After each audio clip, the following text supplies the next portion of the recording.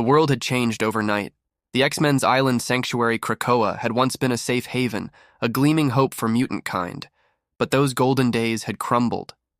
Across the globe, headlines screamed one name: Charles Xavier, Professor X, the founder, the mentor, the dreamer, the man now accused of tearing it all apart.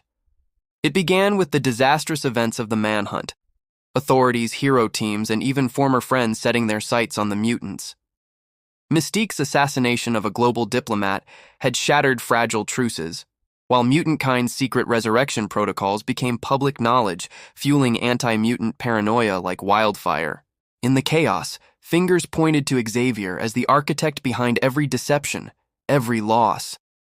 Governments issued warrants. Allies closed their doors. A manhunt of unprecedented scale began, and at the center was Charles himself, missing, unaccounted for, hunted by the world he once hoped to save. In New York, Cyclops paced the ruined foyer of the old Xavier Institute. The mansion, long abandoned and scarred by battles, stood as a relic of failed dreams. He ran his gloved hands along the walls, remembering lessons in hope and strategy, the way Charles's voice once steadied his every uncertain step. Now, that voice was a ghost. The X-Men's leadership, shattered by guilt and responsibility, struggled to keep the remaining mutants safe. Emma Frost, pragmatic as ever, organized safe houses and forged fragile alliances with street-level heroes. But trust ran thin. The few telepaths left, Rachel Summers among them, found it all but impossible to locate Charles. Even Cerebro, the world's most powerful mutant detector, was silent. Night after night, the X-Men gathered in hidden basements and abandoned subway tunnels, piecing together fragments. Jean Grey, who had fiercely championed Charles's vision, found herself questioning it at every turn. The world mourned and feared them in equal measure, and every peace talk ended with accusations. Why didn't you stop Charles? Didn't you know what you were all a part of? The fallout reached beyond the X-Men. In Wakanda, Storm stood on the roof of a palace spire, the city below ablaze with debate.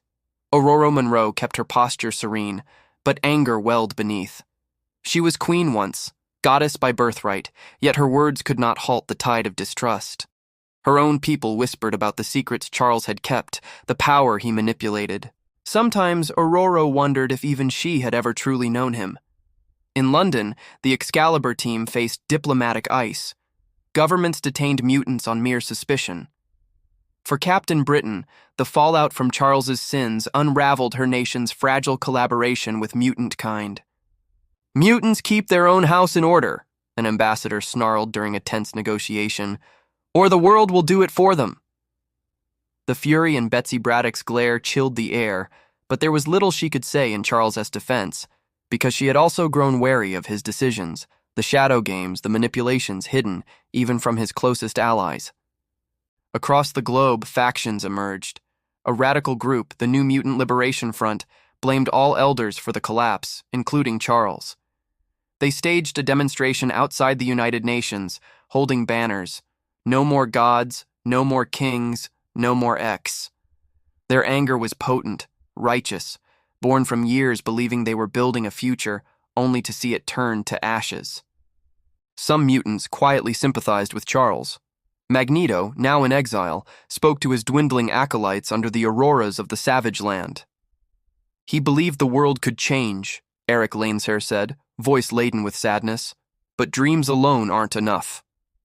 Others, like Rogue and Gambit, traveled the Midwest in disguise, rescuing mutants from detention camps. Every time someone asked if they missed Charles, the answer was bittersweet. "We miss the man he was, not the man the world sees." News broadcasts looped the same chilling footage, Charles standing amid the ruins, pleading for dialogue. "I am not your enemy. Mutants are not your enemies." But the world, hurt and betrayed, turned away. Finally, in the deep forests of Canada, Wolverine tracked a desperate rumor, a sighting of a bald, wheelchair-bound man evading Omega Sentinel patrols.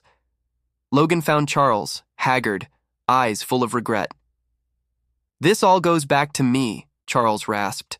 "Every compromise, every secret. I only wanted to save everyone. I didn't realize the cost." Wolverine lit a cigar, took a long drag, and said, "Maybe it's time you stop running. Maybe it's time you face the mess and help the ones who still believe." Reluctantly, Charles agreed. At Emma's urging, the X-Men staged a desperate press conference, with Charles emerging from the shadows. The world watched as he admitted to the deceptions, the arrogance, and the failures. He begged for peace, not just for mutants, but for a world shattered by fear. Some mutants condemned his honesty. Others, especially the young, found hope in his courage to admit fault. The struggle was far from over. The world remained wary, even hostile. But slowly, with Charles no longer hiding, the X-Men could rebuild, not the old dream, but something messier: trust. They remembered not only Charles's mistakes, but everything he once taught about hope. And, in the fallout of the Manhunt, one truth echoed for all. Sometimes leadership meant failing, and standing up anyway, daring to dream anew, even as the world demanded your head. The future of mutant kind, for good or ill, would be theirs to write.